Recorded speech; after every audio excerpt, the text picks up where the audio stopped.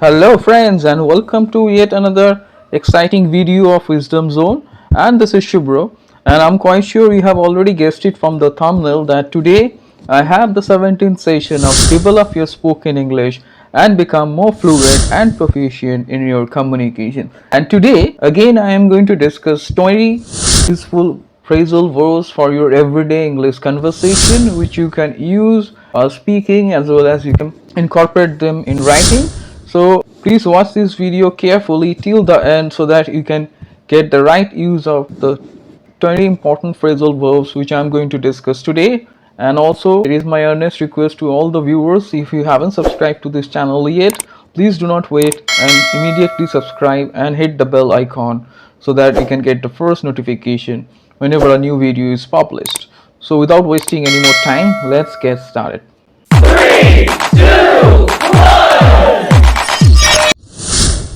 So friends, welcome back once again to the 17th session of Develop Your Spoken English and Become More Fluent and Proficient in Your Communication. And today, as I have already promised, I'm going to give you 20 important phrasal verbs so that you can incorporate them and sound more confident and proficient in your communication. So before I move forward, let me quickly remind all the viewers that I have given the links of the previous 16 videos in the description. So if you haven't checked those videos yet, do not forget to check them because you will get some informative videos from there for spoken English and how to develop your overall communication. So without further ado, let's get started with today's discussion. So friends, as you see today I have 20 phrasal verbs for you for everyday English conversation which you can use as well as you can incorporate them in writing also. So before I go ahead, let me tell you about the phrasal verb so that it is going to be helpful for the new viewers.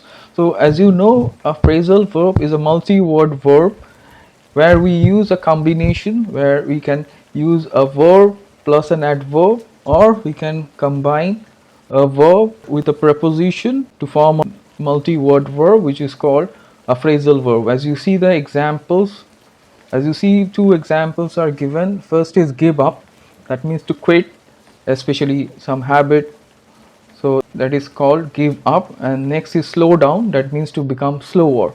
Okay, so like this way you can use phrasal verbs. So up next I'm going to show you 20 important phrasal verbs which you are eagerly waiting for. So friends, as you see, the first important phrasal verb for everyday English conversation is cool someone down.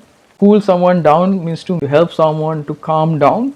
If someone is quite angry, ask someone or help someone to calm down, that is to cool someone down. So let's see how to use this wonderful phrasal verb, cool someone down. I tried to cool him down but it didn't work. That means I tried to calm him down but it was not effective.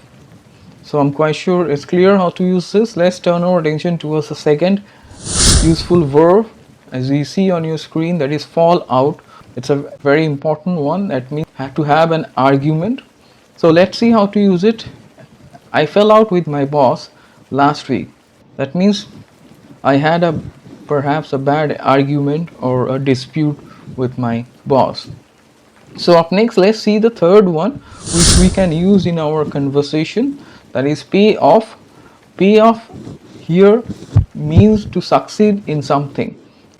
So when something works, in fact, so we say pay off. So let's see how to use it. His efforts paid off. That means efforts he put that worked. That's the way you can use this phrasal verb pay off. It's quite useful for our everyday English conversation. So up next, let's focus on the fourth one which you see on your screen, that is speak out or up. So you can use speak out or we can say speak up. It is used to express your opinion openly. Suppose you want to ask someone to speak openly, that time you can use this phrasal verb speak out or speak up. So let me show you how to use it. I asked my subordinate to speak up as he was hesitant to speak about the issue. That means I asked him to speak openly, speak clearly, as he was not speaking, not talking about that issue perhaps. So like this way you can use this wonderful phrasal verb.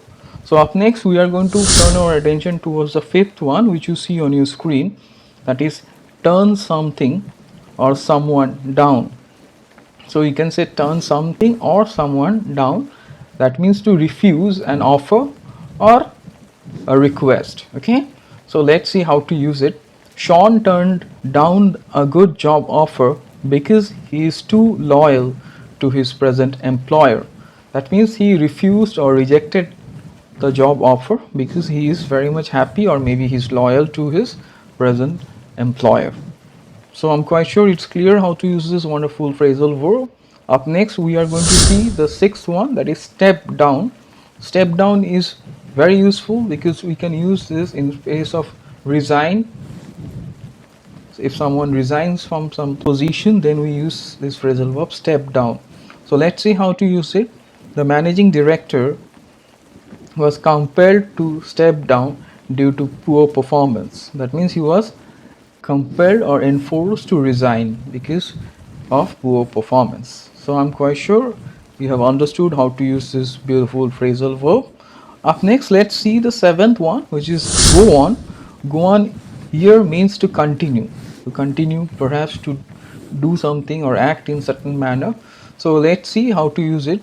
The doctor told Ben that he can't go on living like this. That means he cannot continue living his life like this. Maybe he is indisciplined, that's why the doctor told him that he cannot continue his lifestyle like this way. So up next, let's focus on the eighth one, which you see on your screen, that is focus on. It is very useful. So instead of saying please concentrate or focus, you can use this beautiful phrasal verb focus on. That means to concentrate on something. So let's see how to use it. Sam has been focusing on his career quite seriously. That means he is concentrating on his career because he wants to progress, perhaps. So that's why I can use this phrasal verb focusing on. So let's turn our attention towards the ninth one, that is cut off. Cut off is to cut something. So it's very easy to use, but it's quite effective. So let me show you how to use it. My mother cut off a piece of watermelon and gave it to me. That means to cut and take out a piece of something is to cut off. So I'm quite sure it's quite clear now. Up next we will see the 10th one, that is take into account. Very effective one. Take into account means to consider something. So when you are considering something, when someone considers something and after that takes a decision, then it is called to take into account. Let's see how to use it. My company deducted 5,000 from my salary without taking into account that I was ill for a week. Yeah, it's really disheartening, but yes, here they did not consider that I was ill. So take into account means to consider, but here they didn't consider without taking into account. That means they didn't consider that fact that I was ill for a week. Okay, so up next, let's see the 11th useful phrasal verb, which is going to help you to develop your communication, which you see on your screen. That is start off. Start off is to start doing something. So let's see how to use it. Paul started off the new assignment as soon as it was assigned to him. That means he started working on that as soon as it was given to him. So I'm quite sure it's clear how to use this beautiful phrasal verb start off. So up next we will see the 12th one, which you see on your screen, that is take down. It's very important one. It means to kill someone in order to stop someone causing some damage. Especially you can take the example of soldiers when they kill someone in order to stop some kind of terrorist activities, then you use this phrasal verb take down. So let's see the example. As you see, it's similar. The soldiers took down 10 terrorists in the line of fire. Okay, so it's very important.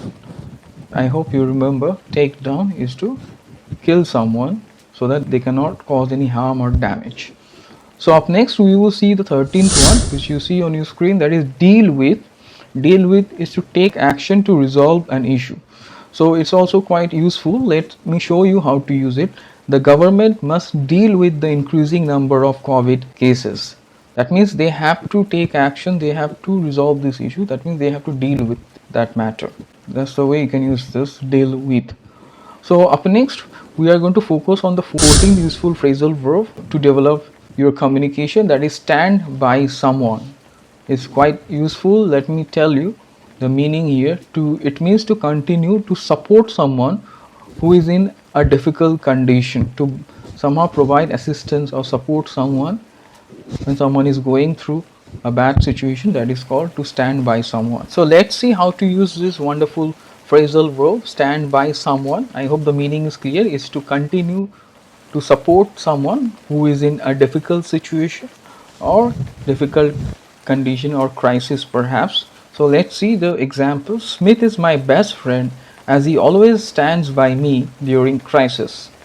That means he always supports me when I'm in need. As they say, friend in need is a friend indeed, isn't that? So up next we will see the 15th useful phrasal verb which you see on your screen, that is help someone out. It is quite easy to use. Instead of saying help, we can use this phrasal verb, help someone out. It means to help someone by doing some work or by lending money. Okay, to provide assistance or help by doing some work or giving some money, right? So let's see how to use it. I helped him out by giving some cash. So I'm quite sure it's crystal clear how to use it. So up next we will see the next one, that is next we will see the 16 useful phrasal verb for everyday conversation, and it's going to help you to speak effectively. That is count up. Count up is to calculate. To do the calculation is called count up. So let's see a very easy example. Did you count up the overall expenditure? So like this way you can use, that means did you calculate the overall expenditure. So I'm quite sure it's clear. Up next we will see the 17th one which you see on your screen, that is run out of. The run out of is quite effective. It means to completely use something. So completely use or exhaust something is to run out of. So let's see how to use it. My car stopped suddenly as it ran out of fuel. So it ran out of fuel means it completely exhausted the fuel, and that's why it stopped. So up next we will see the 18th important phrasal verb for everyday conversation, that is call out. Call out means to shout and call someone perhaps, or to summon someone, to call out. Okay, you can also say to summon someone. So let's see how to use it. The teacher called out his name twice, still he did not respond. So that means he loudly shouted and called his name, but still he did not respond. So I'm quite sure it's clear how to use it. So up next we will see the 19th one for today, that is grow up. Grow up, here it is used in a different way. Let me tell you, we use this quite often to say someone behave in a matured way. When we see that someone is behaving in a childish way, we say that please grow up. That means to ask someone to behave like an adult, behave like a matured person. Okay, so let's see how to use it. You have already wasted a lot of money, you need to grow up. That means you have to start behaving in a matured manner. So I'm quite sure it's crystal clear. So at last I'm going to focus on the last one, which is number 20, which you see on your screen, that is play out.